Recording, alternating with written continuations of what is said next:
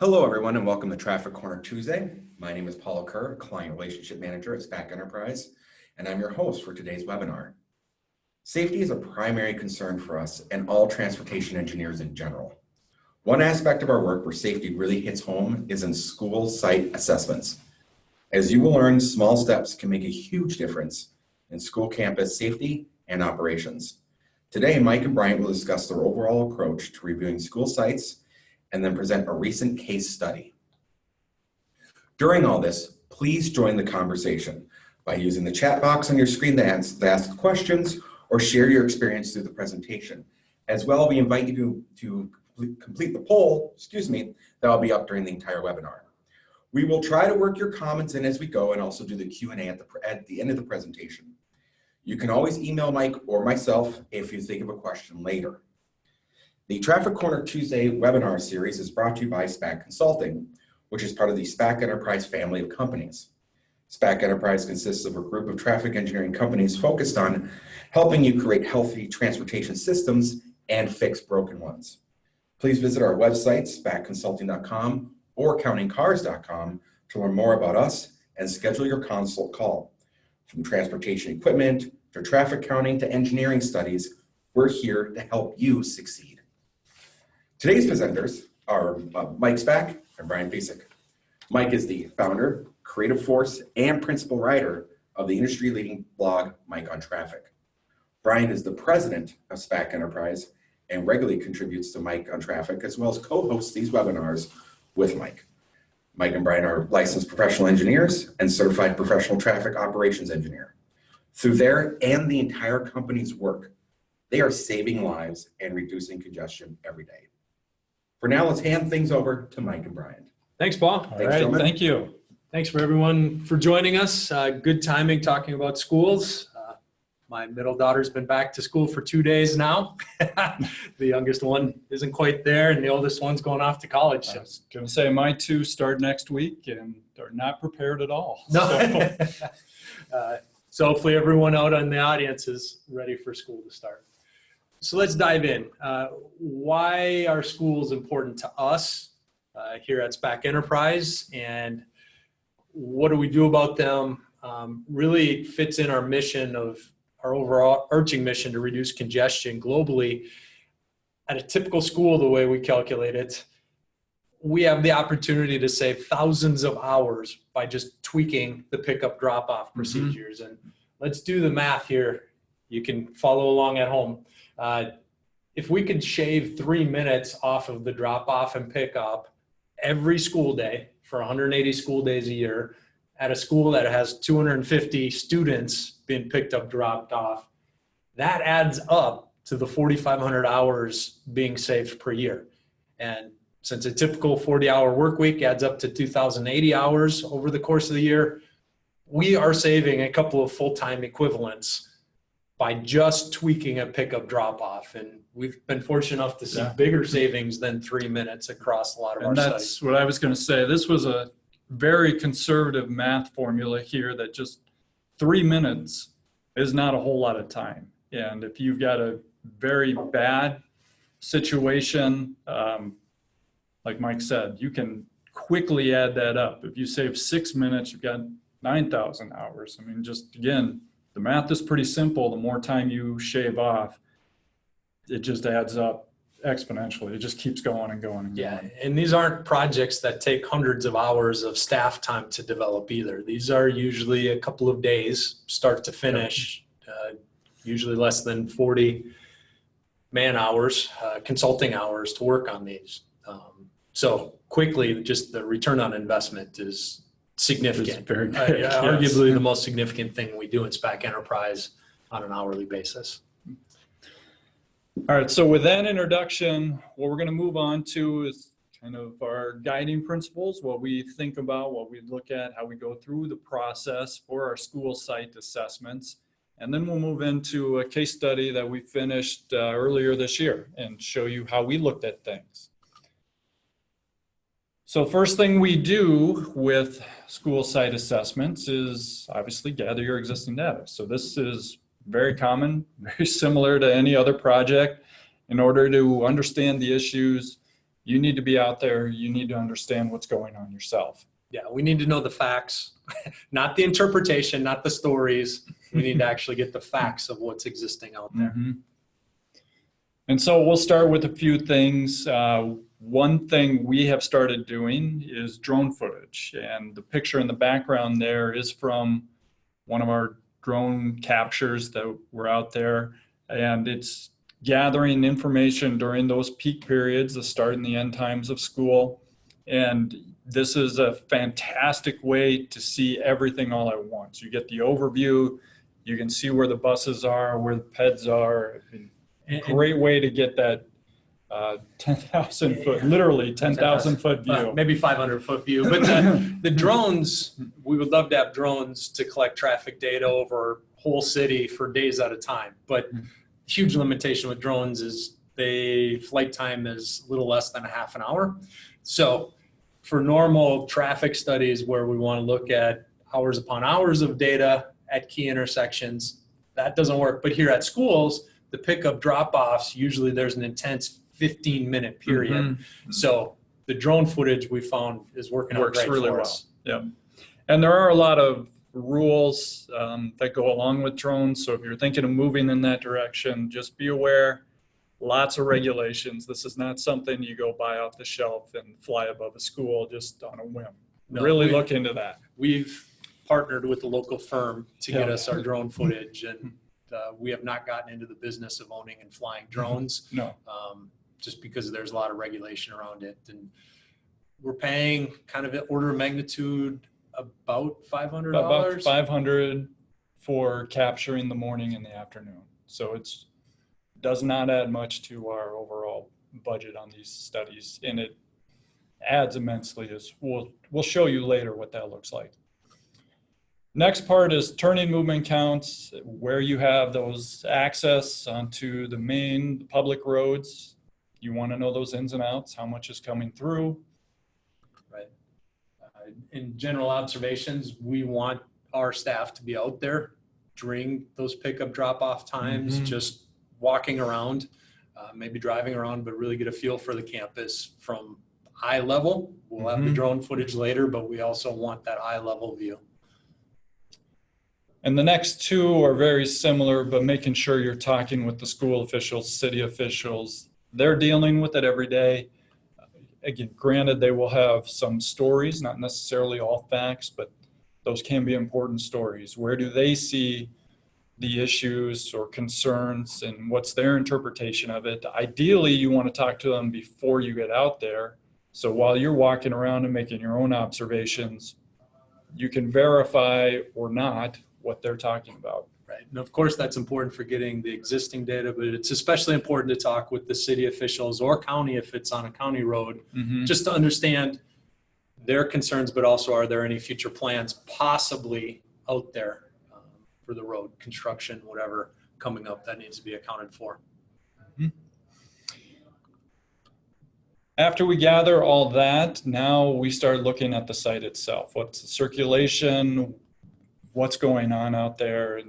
And here we present just some basic items, and there's not going to be anything earth-shattering with these, but these are principles that we keep in the back of our heads as we're looking through it, looking at the root cause and then trying to figure out how do we make things better. And these guiding principles apply to existing school campuses, expansion projects, or even fresh off the blueprint, new concepts for schools. So Yes. no matter what stage the school is at, these guiding principles are always the foundation. Yep.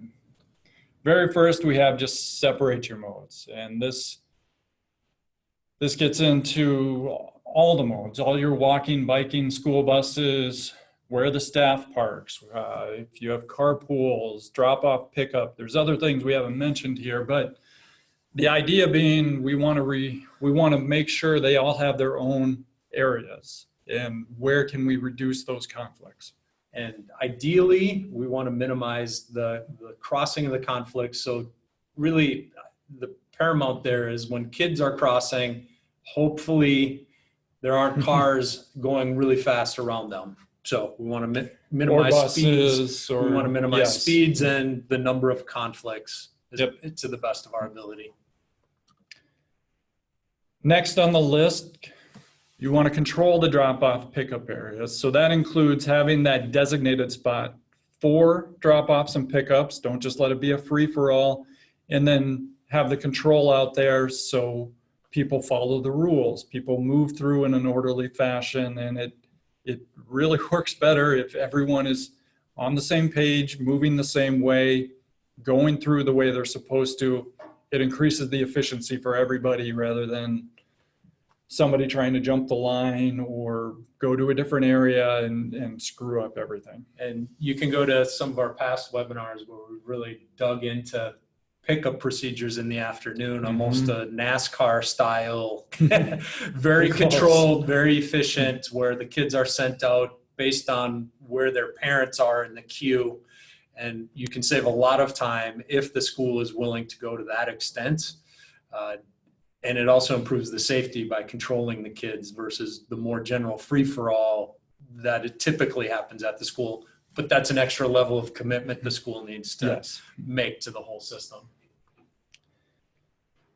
Next on the list is slowing traffic. Mike hinted at this one before. Anything we can do to drop those speeds down. And again, with some of our past webinars, we've shown those graphs of how the chances of serious injury or fatalities substantially increase as your speeds go up. So anything we can do to control those speeds, slow down traffic, it just makes the whole area safer. Yeah, we certainly want to keep traffic 20 miles an hour or less. Ideally, we could keep them more in the 10 to 15 mile an hour range, which is difficult, but that's why we're here as engineers. Yep. Proper signing, pavement markings, follow your MUTCD, right. Stutter on those letters there. But just making sure everything is marked as it should be. It helps, again, helps control those areas, helps let everybody know what to do, where they should be moving, and just making sure that's up to date and current. Yeah, and that's a theme through all of our work and all of our webinars is follow the rules, follow the guidelines. We don't want to see purple stop signs out there because they got an artistic grant to put up purple stop signs. There's a reason we have consistency. It lets everybody know quickly without a lot of interpretation what's going on. That's especially important when we're mixing in kids. Increasing student visibility. Where we often see this is with landscaping. If you have a crosswalk that goes across a drive aisle, something like that, you don't want to put trees right next to it where kids are hidden behind the trees and a driver can't see them approaching the crosswalk. You want to make sure those sight lines are good. Students are very visible as they're moving around the campus. And unfortunately, well, it's great that most schools have good monument signs and even electronic boards on those signs, that those are very helpful, but sometimes they're just put in the wrong location and they may have to be moved. So especially if you're working on a new campus where it's easy to move a little block on a piece of paper, please check your sight distance. And that's actually a plug for next month's webinar where we'll be covering sight distance in detail. Way to get that in. Thank you. Last one on the list here, set expectations. And this is really going out to the parents and staff as well, but letting them know how you expect traffic to move, where you expect them to park. Do parents stay in the car or not? Little things like that, making sure everyone knows what to do and what is expected of them when they come on campus. And we'll be going into detail through our case study of this, but I like to keep in the back of my mind the phrase, you get what you tolerate. And parents always think they have a special in a hurry situation and will be bending the rules, and almost like toddlers, they're going to be pushing along the edges of what you say is acceptable to find out what is really acceptable. So setting clear expectations and then having the staff committed to being out there to enforcing these new norms is just critical, especially that first month of school when habits are getting set. Yep. So with those two slides, we've set the basis for what we look at, gathering the data and applying the principles of what we want to see out there. So now we're going to go right into our case study, what we looked at. So Hill Murray Prep School, preparatory school. This is just some information about the school itself. Grades 6 through 12, So a little bit older. This is not elementary. You do have some student drivers mixed in with this as well. About 850 students across all grades. Currently, when we got involved, it was about a 20 to 25 minute period before and after school that had all the activity. Again, we'll see what that looks like in a little bit here, but from our point of view, that is longer than it should be.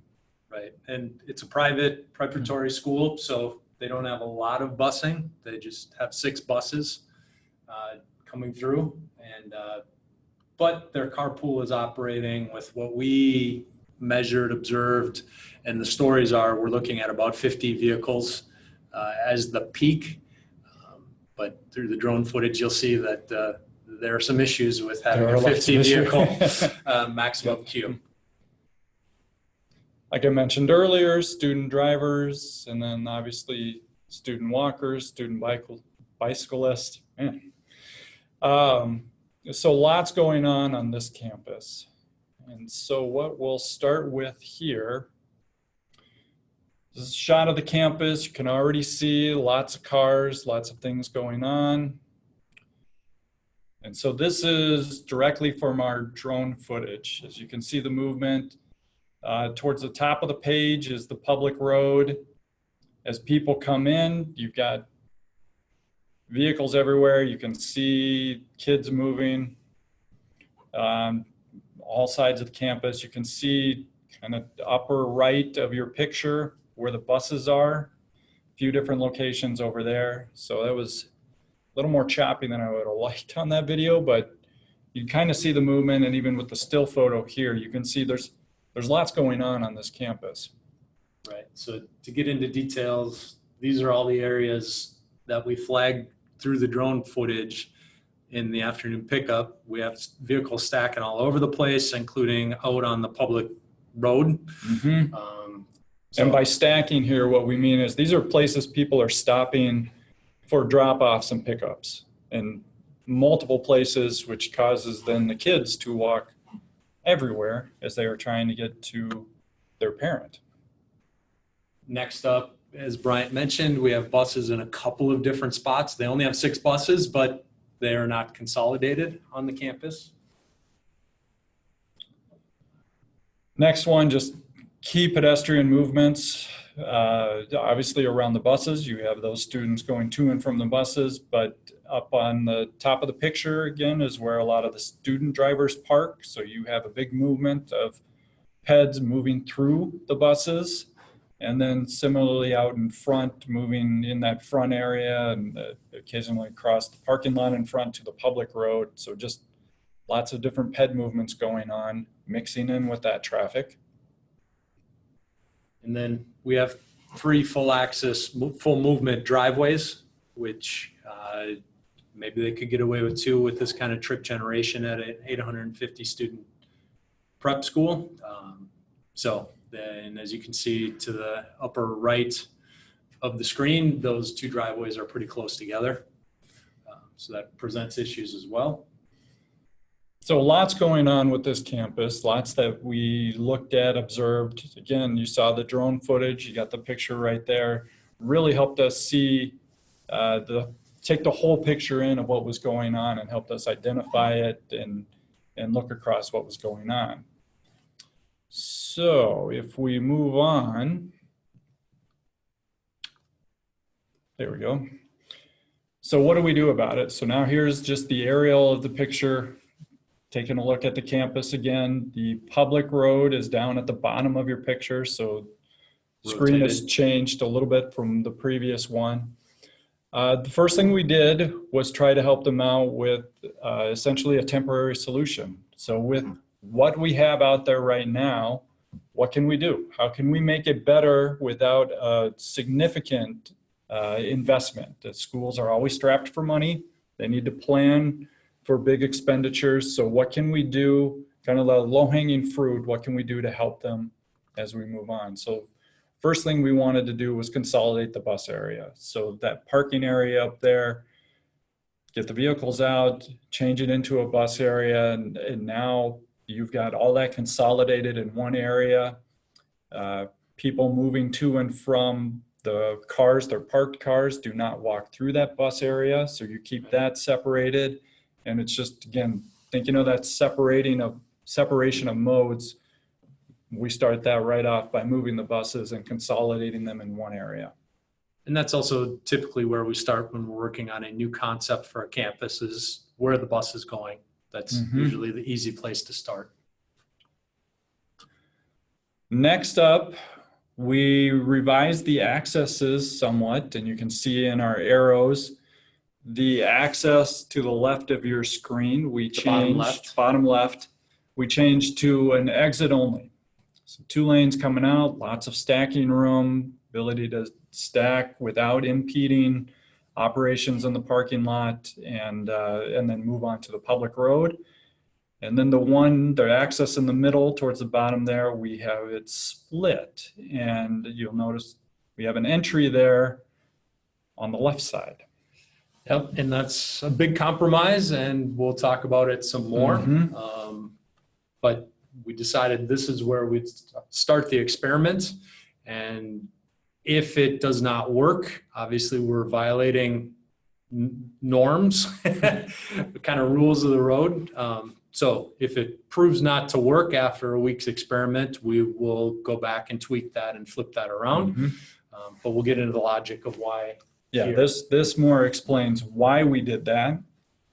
And it's really for the drop-off pickups. You can see the path we are proposing in red for people coming in and dropping off or picking up. So they are entering on the access in the bottom right. They're coming up, circling through, coming back down, and then going right in front of the school there for the drop-off pickups. And they will be blocking those parking stalls there, which... That's mostly staff parking. It is now.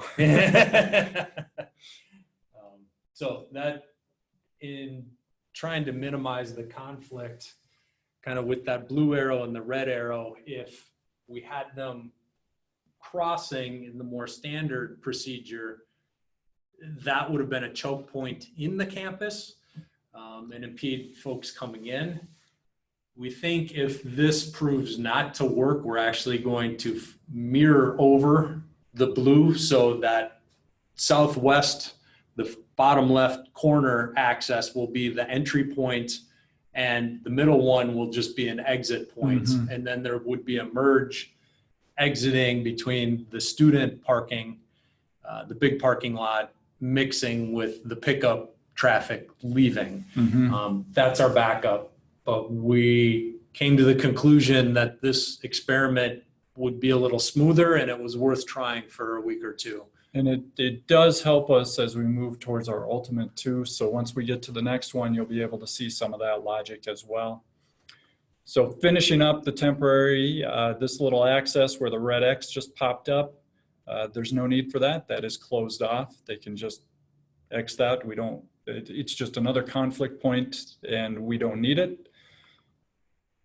The orange dots that popped up on the right side of your screen are where we're recommending staff to help with that drop-off pickup. They can just make sure people are staying in line and moving through. And I should have mentioned it as part of that discussion there, but the reason we have it looped like that is because of that 50 car. So by looping it, we should have most, if not all, the cars stacked within campus, and it will not impact the public road. So that's the reason to have it looped like we do, rather than entering straight off, eliminating that turnabout up at the top of the page. And finally, where the red comes in, just flat out, no drop-off pickups in that area. And could have pointed out a few other areas too, but the idea is making sure that all the drop-off pickup activity occurs where we have those red arrows. That's where we want it all. It's consolidated, again, separating out those modes, making sure we get things in their own area. And then just to, I guess, finish that off too, the drop-off pickup area, that is for staff, it is visitor, can be two-way during the day. Parking still remains there. All right, so now same picture, but if we move towards what is our permanent solution and what we want, up in the upper right, they will be building or constructing new pavement, new striping there. That is where the bus area is going to be. So that will be its own consolidated area. Where we have it in the temporary can go back to parking. And again, buses are consolidated. They're in one area and sectioned off on their own. Then we need more pavement widening to accommodate this, but again, this will be the pickup drop-off at the front door of the school. And this will allow us to contain the queues within the campus and also build in smoother procedures. We aren't going straight to that NASCAR type procedure of controlling the kids come out, which is really critical for younger kids, the elementary. But this will allow smoother operations too. And when we did this study over the summer, they didn't have the funding lined up and obviously timing to get pavement out there. So we're definitely in an interim situation, but hopefully they can come back in the spring or summer and work on this. And the yellow that goes around that turnaround, the idea being that's all sidewalk. So you could line up cars, you get them moved all the way to the end there, and people can come, and you've got a lot of area for those drop off and pickups. Whereas before in the temporary solution, we only had that one area. Now it wraps around on the backside. So we've almost doubled where cars can stop and drop off and pick up. Again, going back or building on our temporary, we've got the entrance only and the exit only for the student parking in that area. We have now cut off access to the drop-off pickup area, so no way those cars can go back and forth. They are completely separated. And we did set up the one-way flow with the blue arrows that way because the majority of the students parking are coming from the bottom left on that road. And so this minimizes the crossing paths for the lefts coming in and the rights going out in the afternoon. So that's an important tweak. That's why it's this way and not reversed. Yep.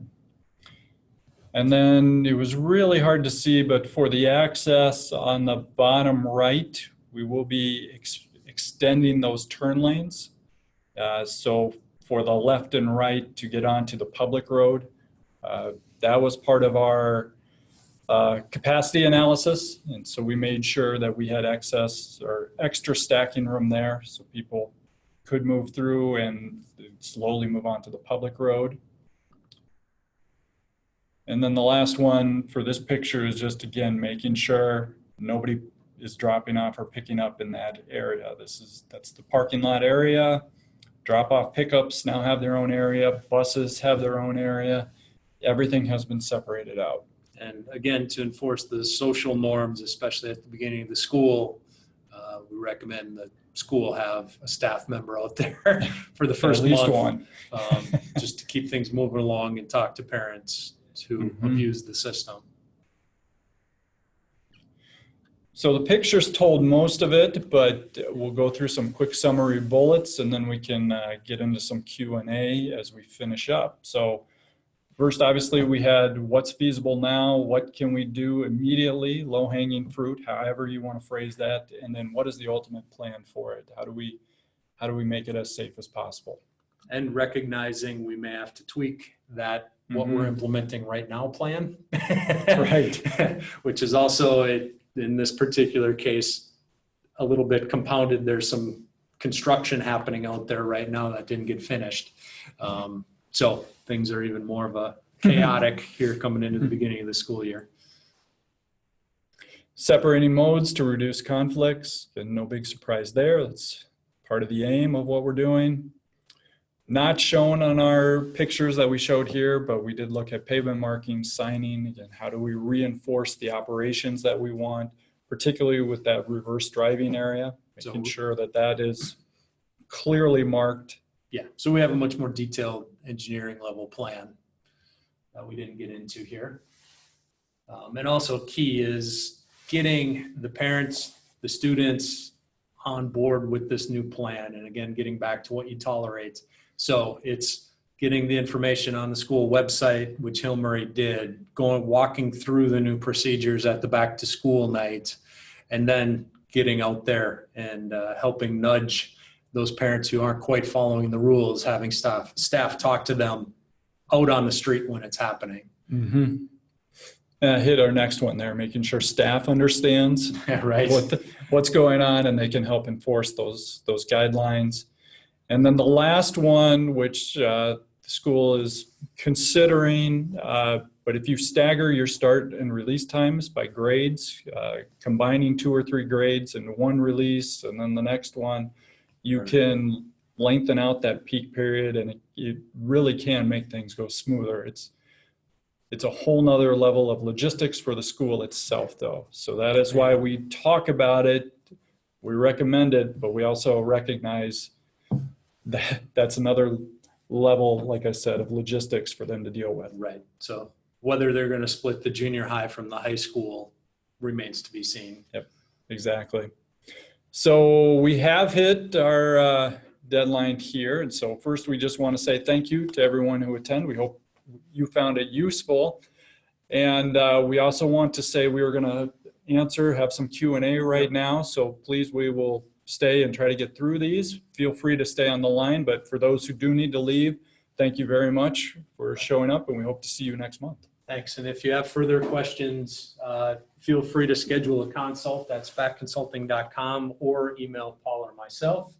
And we'll be happy to help you out. We love working on schools. Okay, so we have quite a few questions. We had some coming in even beforehand as well, so we're going to address those first. But I'll put you guys on the spot here, and we're going to let people see you as we answer the questions. So there we go.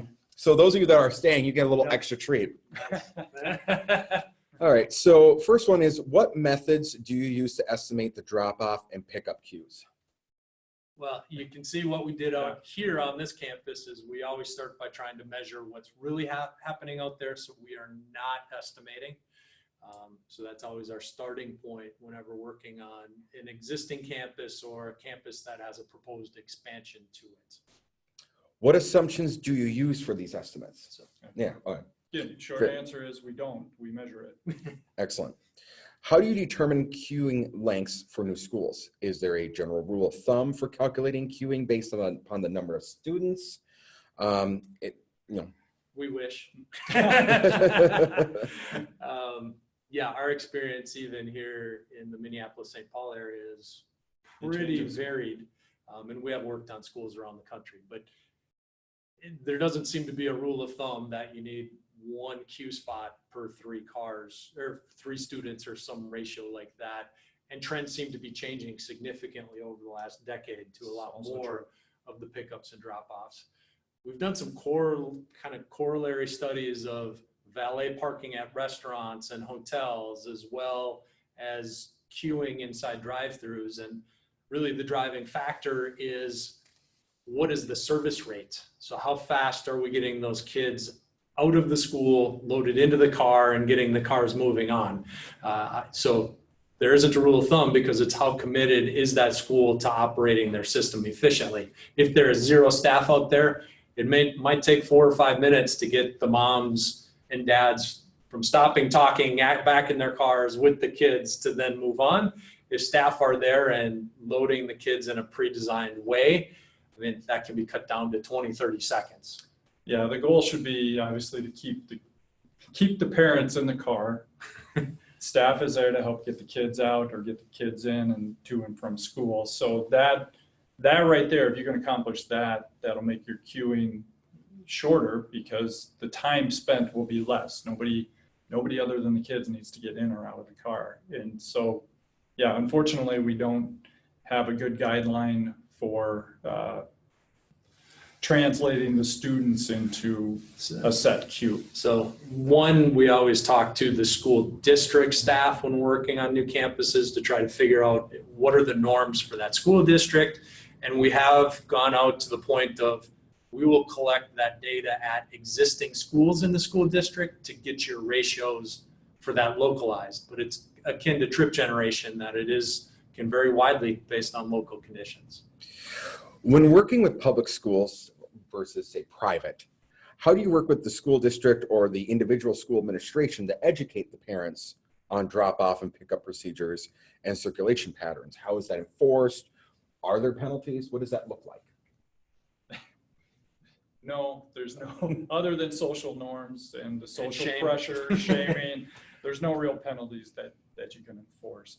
To get back to the first part of the question, we typically work with the individual schools. At least in Minnesota, the principal of that school really controls most of it. The district can have a hand in it, can provide that funding and everything, but we are working individually with those schools, and each school is different. So we definitely want to be with the people who are there every day.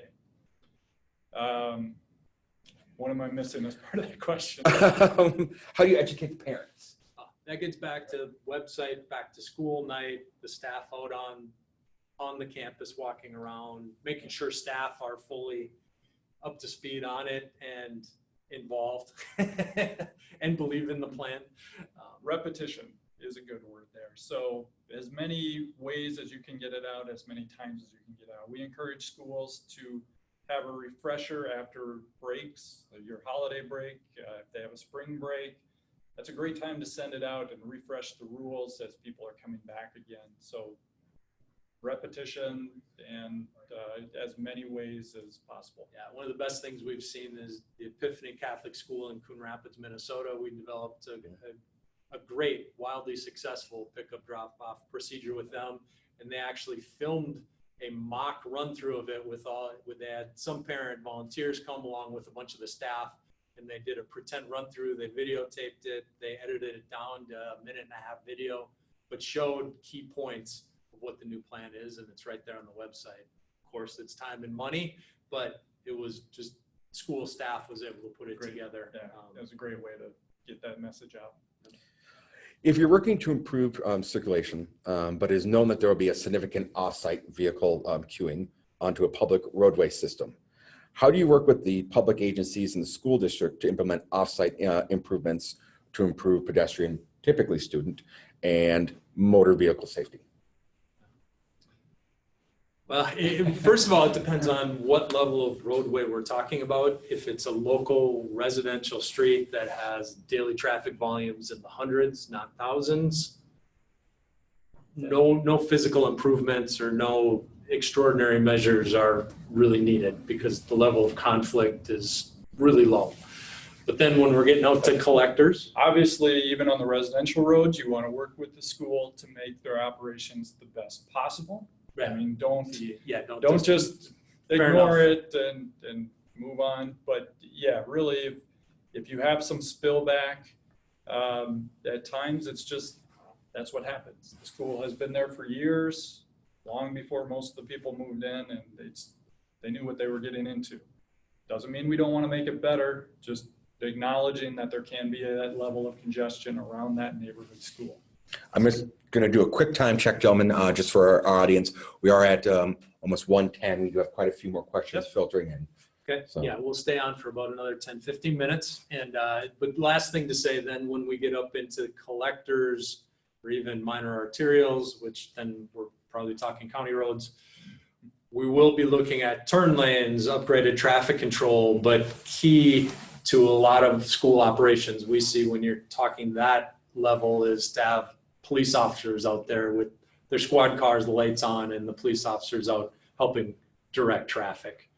So that's kind of the pinnacle if you're really talking about a campus adjacent to a higher order 10, 20,000 ADT road. Mm-hmm. So Dave wanted to bring up, it's somewhat of a question, somewhat of a statement. So when working as a traffic consultant for schools, it's whether or not the drop-off pickup curb lane length is adequate to avoid parents' cars backing up onto the local streets. That's the biggest question and biggest hurdle they run into. How would you help with that?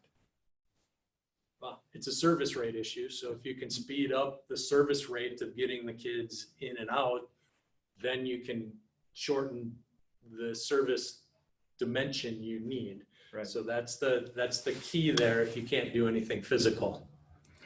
Yeah, and that includes, again, basics, make sure the drivers, the parents stay in the car. If they need to get into the school, they go to a different area to park. Making sure staff is there to help. And again, we've worked on with students who are willing to implement it. There is either through a card system or apps or other ways to even notify, okay, I'm coming in, I'm ready.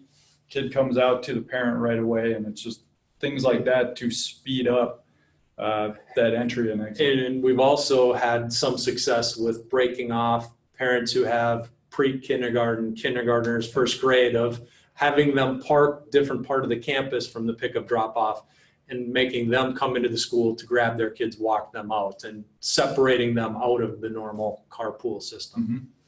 Okay.